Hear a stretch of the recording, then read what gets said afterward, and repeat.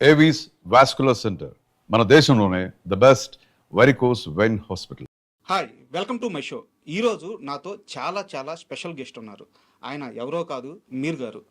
అంటే ఇంత సింపుల్గా పరిచయం ఎందుకంటే ఆయన ఇండస్ట్రీలో టెక్నీషియన్గా స్టార్ట్ అయ్యి సినిమాటోగ్రఫీ కానీ, లేదంటే ఎడిటింగ్ కానీ, విజువల్ ఎఫెక్ట్లో కానీ, యాక్టర్గా కానీ 50 సంవత్సరాలు అవుతుంది. వారి నాన్నగారు లాల్ గారు ఆయన డైరెక్టర్గా సీనియర్ ఎన్టీఆర్ గారి దగ్గర నుంచి పెద్ద పెద్ద హీరోలతో ఎన్నో గొప్ప సినిమాలు డైరెక్షన్ చేస్తున్నారు. సో వారి కుటుంబం సినిమా ఇండస్ట్రీతో గత 70 సంవత్సరాలుగా ట్రావెల్ అవుతుంది. మొత్తం వాళ్ళ కుటుంబం మొత్తం, వాళ్ళ నాన్నగారు, ఈయన, వీళ్ళ బ్రదరు, అలాగే వాళ్ళ బాబాయ్ గారు, వాళ్ళ బిడ్డలు. సో ఆ కుటుంబం మొత్తం 70 ఏళ్ళుగా సినీ ప్రపంచంలోనే ఉన్నారు. సో అలాంటి గొప్ప వ్యక్తి ఈరోజు నా ఎదురుగా ఉండడం నా అదృష్టంగా భావిస్తున్నాను. ఈ ఇంటర్వ్యూ చాలా చాలా ఇంట్రెస్టింగ్గా ఉండబోతుంది. Please watch. హాయ్ సార్, నమస్తే. గోవింద. సార్, మీరు యాక్చువల్గా ఇంటర్వ్యూకి వస్తున్నారు అనగానే మీకు సంబంధించిన డేటా రీసెర్చ్ చేయడం, ఆ పని మీద కూర్చున్నాను.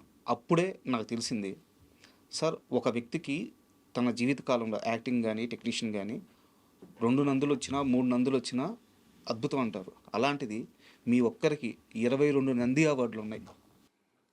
భగవంతుడు ఆశీస్సులు, భగవంతుడు కృప అండి, అంతే. 22 నంది అవార్డులా? అంటే పెద్ద లాంగ్ చాలా సంవత్సరాల నుంచి చేస్తున్నాను కదా నేను. సో ఒక్కొక్క సంవత్సరంలో అన్ని, అది కూడా ఒకే డిపార్ట్మెంట్కి కదా నంది అవార్డులు. నాకు కెమెరాకి వచ్చింది, ఫోటోగ్రఫీకి, ఎడిటింగ్కి వచ్చింది, విజువల్ ఎఫెక్ట్స్కి వచ్చింది, డైరెక్షన్కి వచ్చింది, స్క్రీన్ ప్లేకి వచ్చింది, తర్వాత ప్రొడ్యూసర్గా కూడా వచ్చింది అనమాట. సో ఇన్ని డిపార్ట్మెంట్స్కి ఒక్కొక్క అలా తీసుకుంటూ వెళ్తే అలా 22 దాకా వచ్చిందనమాట. ఓకే. అంటే ఈ ఇంటర్వ్యూ స్టార్ట్ అయ్యే ముందు వేరే వాళ్ళతో మాట్లాడినప్పుడు, మీరంటే ఒక కెమెరా మ్యాన్ కాదు, ఒక ఎడిటర్ కాదు, ఒక విఎఫ్ఎక్స్ కాదు, అతను ఒక పరిపూర్ణమైన ఆల్రౌండరు.